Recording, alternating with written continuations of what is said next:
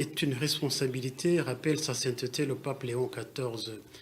Dans son message de Noël adressé ce jeudi depuis la loggia de la basilique Saint-Pierre, le pape a évoqué de nombreux conflits qui déchirent la planète. Si chacun, au lieu d'accuser les autres, reconnaissait d'abord ses propres fautes et demandait pardon à Dieu et en même temps se mettait à la place de ceux qui souffrent, se montrer solidaire des plus faibles et des opprimés, alors le monde changerait, a-t-il expliqué. Le Saint-Père est bien sûr revenu sur le message central de la Nativité. Le Christ Seigneur, envoyé par le Père pour nous sauver du péché de la mort, qui est paix pour le monde. Dans la Nativité de Jésus se profile déjà le choix fondamental qui guidera toute la vie du Fils de Dieu jusqu'à sa mort sur la croix. Le choix de ne pas nous faire porter le poids du péché, mais de le porter lui-même pour nous, d'en assumer la charge. Le chemin de la paix est un engagement personnel. La venue du prince de la paix est une exigence pour chacun d'entre nous, a rappelé le pape Léon XIV. Voici le chemin de la paix, la responsabilité. Si chacun, à tous les niveaux, au lieu d'accuser les autres, reconnaissait d'abord ses propres fautes et demandait pardon à Dieu et en même temps se mettait à la place de ceux qui souffrent, se montrer solidaire des plus faibles et des opprimés, alors le monde changerait. Religion catholique verra renouveau spirituel en France. Des croyants cherchent à raviver une foi de plus personnelle, active et existentielle face à la routine et à la sécularisation, souvent par une prière plus intense, une redécouverte des textes sacrés et une action concrète qui met en œuvre leurs croyances avec des discussions et des débats récents en France sur l'existence d'un tel renouveau.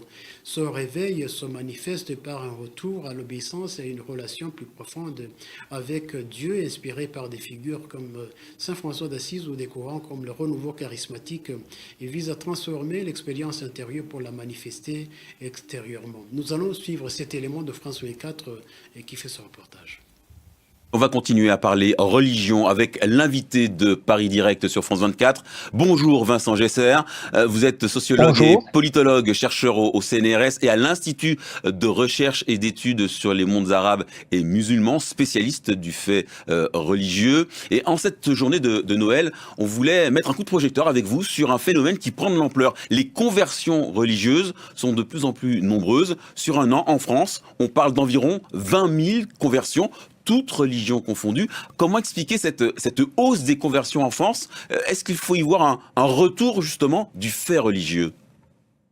Alors, un retour, oui, dans une certaine forme, mais sur un processus qui peut apparaître contradictoire, mais qui ne l'est pas.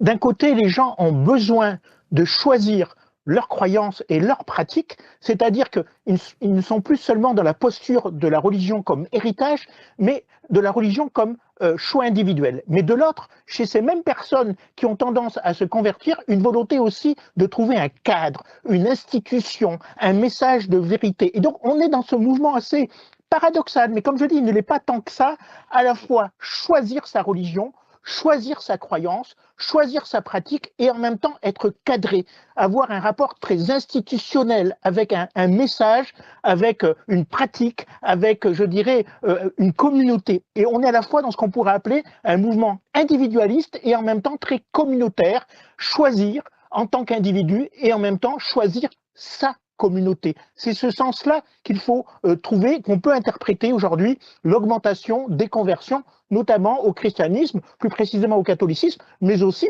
parfois de chrétiens vers l'islam ou d'autres religions. Alors, est-ce que ça signifie que ces convertis, ils trouvent dans la religion les repères qu'ils n'ont plus dans la vie, j'allais dire, civile? Alors, il y a deux choses. Il y a d'abord ce que j'appellerais un peu les trajectoires individuelles, les traumatismes de type individuel, qui sont un facteur de conversion, chercher à quelque part à un cadre qu'on n'a plus, mais il y a aussi un message collectif. On est un peu aujourd'hui dans une sorte de crise des idéologies, de crise des repères symboliques, et dans la conversion, ou dans les églises, dans les communautés religieuses d'une manière générale, les individus trouvent effectivement des possibilités de s'identifier et de retrouver un sens collectif à leurs croyances et leurs pratiques qu'ils ne trouvent pas, par exemple, dans les partis politiques, dans les syndicats ou dans des ONG de type séculariste et laïque. Donc il y a véritablement la quête d'un sens qui est à la fois une quête d'un sens collectif et transcendant, qui est de plus en plus un phénomène que l'on constate notamment dans les nouvelles générations des 15 à 30 ans. Même s'il faut relativiser, parce qu'aujourd'hui, il y a quand même plus de 50% des Français qui se déclarent sans religion, mais avec quand même une augmentation régulière chaque année du nombre de conversions. Alors Vincent Gesser, vous avez parlé des partis politiques, vous avez parlé des syndicats. Est-ce que Chers amis, nous sommes à la fin de notre journal de la semaine. Je vous rappelle les titres que nous avons développés. Jésus, notre lumière, est né, c'est le message de Noël